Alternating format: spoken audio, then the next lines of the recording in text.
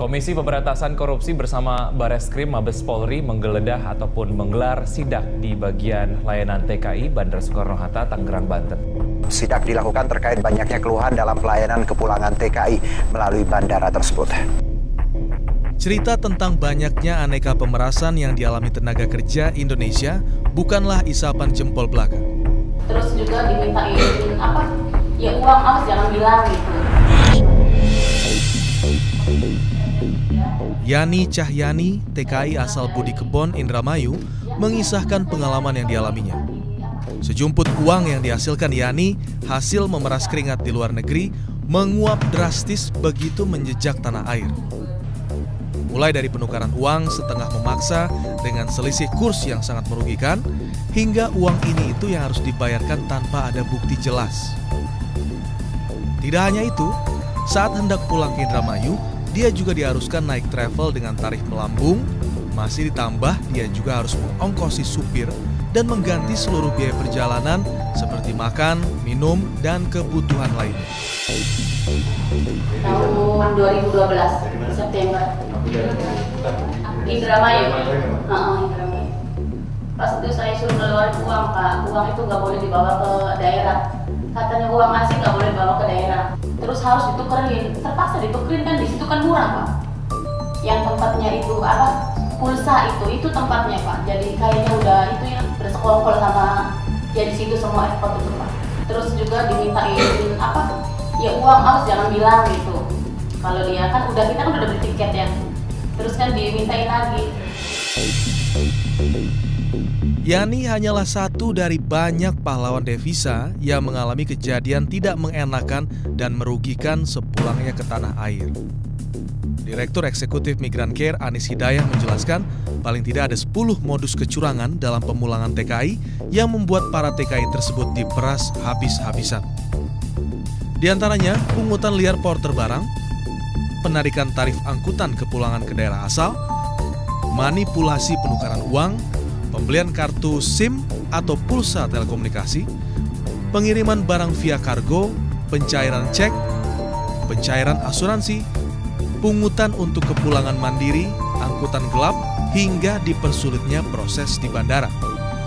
Tidak hanya pemerasan, saya kira buruh migran juga dipaksa melakukan penukaran uang dengan digeledah seluruh tubuhnya, ditelanjangi, pakaian dalamnya dibuka untuk memastikan ada uang asing tidak di celana darah mereka, di bra mereka, dan di bagian-bagian tertentu yang sebenarnya strategi mereka untuk menyembunyikan uang. Bahkan Migran Care pernah menangani satu kasus di mana buruh migran yang menjadi korban penyiksaan dari Malaysia, Sumasri, pada tahun 2009, seluruh tubuhnya penuh luka.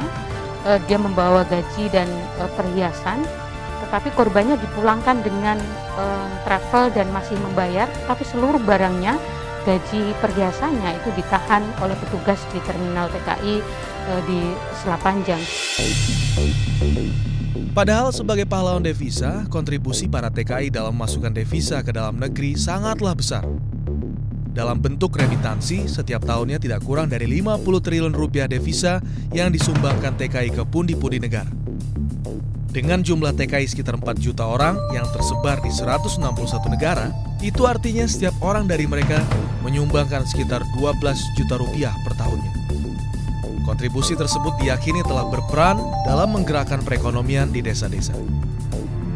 Berkaca pada data yang ada, didapatkan kenyataan yang sangat memprihatinkan. Jika diakumulasikan dalam kurun setahun saja, jumlah uang hasil cucuran keringat para TKI yang berpindah tangan secara ilegal kepada sejumlah oknum aparat dan preman mencapai lebih dari 300 miliar rupiah. Ini masih ditambah perlakuan yang kurang manusiawi. Kondisi memprihatinkan tersebut tidak lepas dari amatan KPK. Sejak 2006, melalui fungsi monitoring, KPK telah melakukan kajian sekaligus memetakan masalah yang berhubungan dengan pengurusan TKI. Dari hasil kajian itu ditemukan sejumlah masalah, mulai dari serangkaian pelanggaran kewenangan, kesimpang siuran regulasi, hingga adanya tumpang tindih kewenangan. Dan terhadap temuan-temuan itu, rekomendasi pun diberikan kepada pihak terkait. Untuk tindak pidana umumnya seperti yang malam ini terjadi, kita serahkan sepenuhnya kepada kepolisian, dan selanjutnya KPK akan membackup ya 100% teman-teman kepolisian untuk melakukan langkah-langkah yang lebih konkret. Pada Juli 2014 malam, 3 hari jelang Idul Fitri, KPK bersama dengan sejumlah aparat terkait melakukan inspeksi mendadak di Bandara Soekarno-Hatta. Selain untuk menguji apakah sistem pengurusan TKI sudah membaik atau tidak, sidak juga dilakukan untuk penertiban area publik dari pihak-pihak yang diduga memeras dengan modus memberi tumpangan pada TKI, serta adanya praktik gratifikasi terhadap pejabat atau pegawai negeri di lingkungan pelayanan TKI.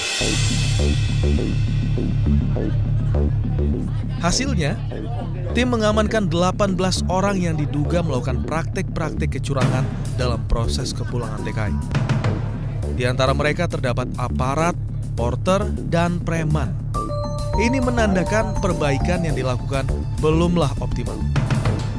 Bagi KPK, sidak menjadi salah satu pendekatan yang coba dioptimalkan dan dikembangkan dalam pemberantasan korupsi soft enforcement. Nah, KPK kemudian mengembangkan satu pola pendekatan baru dalam pemberantasan korupsi, yaitu melakukan apa yang disebut dengan soft enforcement. Soft enforcement dimaksudkan untuk menegakkan compliance system supaya sistem governance yang ada di bandara itu bisa dibangun dan ditegakkan, sehingga seluruh stakeholdernya bisa menikmati bukan hanya kenyamanan, tapi keamanan, dan tidak ada indikasi potensi korupsi yang terjadi dalam bisnis proses di dalam bandara itu.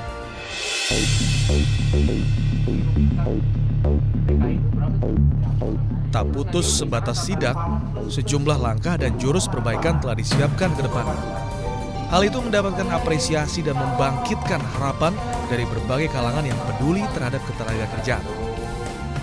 Sidak KPK harus menjadi keterbukaan bagi seluruh instansi yang diindikasikan terkait, mau dilakukan evaluasi baik pada tingkat struktur kelembagaan, birokrasi, tata kelola, sehingga baik BNP2 TKI, Kemenaker Trans maupun seluruh instansi yang terlibat di terminal TKI paling tidak juga bisa memberikan kontribusi, memberikan dukungan, sehingga ini tidak hanya menjadi momen yang insidental, tetapi menjadi langkah awal untuk memperbaiki seluruh sistem penempatan dan perlindungan buruh migran.